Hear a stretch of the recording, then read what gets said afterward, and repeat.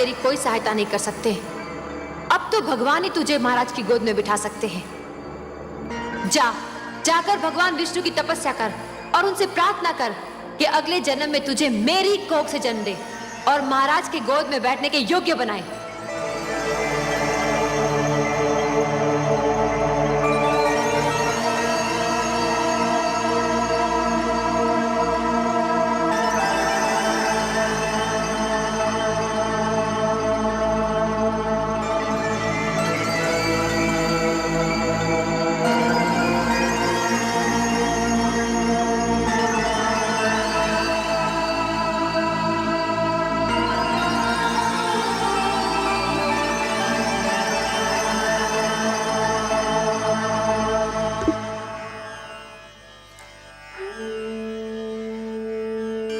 वो महाराजाओं के महाराज हैं, सम्राटों के सम्राट हैं, परम बलवान, सर्वशक्तिमान है। तुम देखोगे वो कैसे लगते हैं। ये है हमारे विष्णु भगवान, लक्ष्मीपति नारायण, जिनकी मैं नित दिन पूजा करती। महाराज की गोद तो क्या, वो अपनी गोद में बैठने का भी अधिकार दिला सकते हैं। हे विष्णु भगवान, मैं तुमसे मिलने आ रहा हूँ, मगर मुझे ये तो पता नहीं कि तुम कहाँ रहते हो। मगर तुम जहाँ भी रहते हो मैं तुम्हें ढूंढ निकालूंगा। मेरी बस एक विनती है, मेरी माता नित्य दिन तुम्हारी पूजा करती है। मेरे जाने के बाद उसका ध्यान रखना। हम दोनों एक दूसरे से कभी अलग नहीं हुए। वो मुझे पास ना पाएगी तो व्याकुल हो जाएगी। उसकी ढाढ़स बढ़ाना प्रभु, उसे रोने मत देना।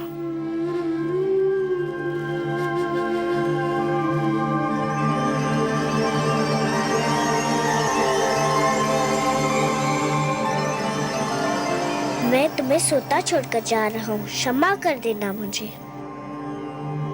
तुम जागती होती तो मुझे कभी ना जाने देती। पर देखो मुझे न पाकर व्याकुल मत होना। मैं भगवान विष्णु को ढूंढने जा रहा हूँ, वही तुम्हारा खोया हुआ स्थान दिलाएंगे और मुझे भी। मैंने भगवान विष्णु की मूर्ति से कह दिया है कि वो तुम्हारा ध्यान रखे। मुझे विदा दो माते, मुझे विदा दो।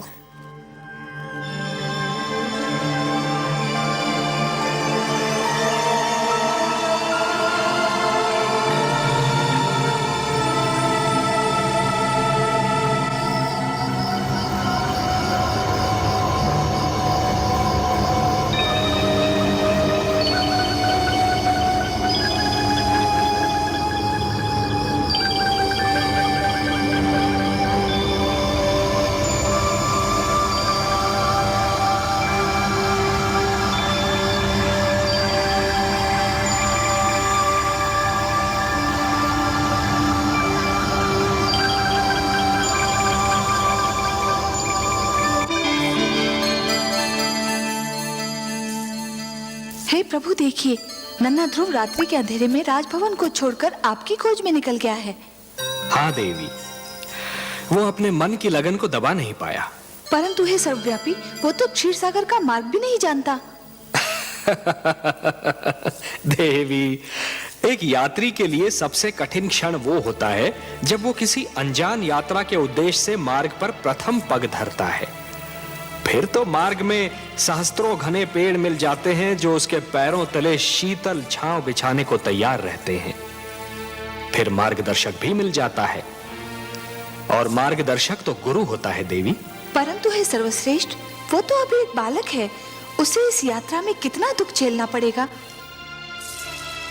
महादेवी, बूंद जब किसी मेघ की गोद से निकलती है तो उसके मन में असंख्य आशंकाएं होती हैं। सोचती है कि उसका अंत क्या होगा। क्या वो किसी मरुस्थल की सुलगती रेत पर गिरेगी और सूख जाएगी, या किसी सुलगते अंगारे पर गिरेगी और भस्म हो जाएगी, या फिर किसी कांटे पर गिरेगी और उसका शरीर छलनी हो जाएगा। क्या होगा उसका अंत। परंतु जब वो किसी सीप के मुख में गिरती है और मोती बन जाती है, तब उसे यह ज्ञान होता है कि उसकी यात्रा शुभ थी। आपकी बातें आप ही जाने परमेश्वर, किंतु आज्ञा हो तो एक बात कहूं।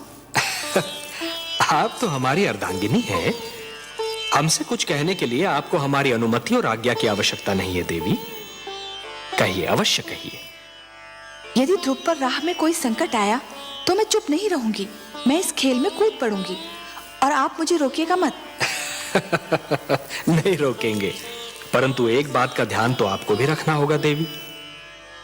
कौन सी बात? कि नियमों को बनाने वाले स्वयं उनको तोड़ा नहीं करते। मैं समझी नहीं त्रिलोकीनाथ। मानव के भाग्य विधाता ब्रह्मा है। आप ब्रह्मा के लिखे को बदलने की चेष्टा न कीजिएगा देवी। ध्रुव हमको ढूंढता हुआ आ रहा है और इस राह में उस पर वही बीतेगी जो ब्रह्मा ने उसके भाग्य में लिख दी है। वो हम तक पहुंच पाएगा या नहीं, ये तो केवल ब्रह्मा ही जाने। परंतु इस बालक के लिए आपके मन में इतना स्नेह क्यों उमड़ रहा है देवी? मैं नहीं जानती प्रभु, पर न जाने क्यों ऐसा लगता है जैसे ध्रुव मेरी ही संतान हो। इतना महान स्थान दे दिया उसे आपने। क्यों? क्या वो इस स्थान के योग्य नहीं? इतनी छोटी सी आयु में इतना बड़ा निर्णय, इतना दृढ़ निश्चय, ये सब महानता के लक्षण नहीं है तो और क्या है? उसे अपनी महानता सिद्ध तो कर लेने दीजिए। अवश्य, परंतु ध्रुव पर अगर कोई संकट आया तो मैं सहन नहीं कर पाऊंगी। ऐसा कब तक चलेगा दलनायक जी? क्यों,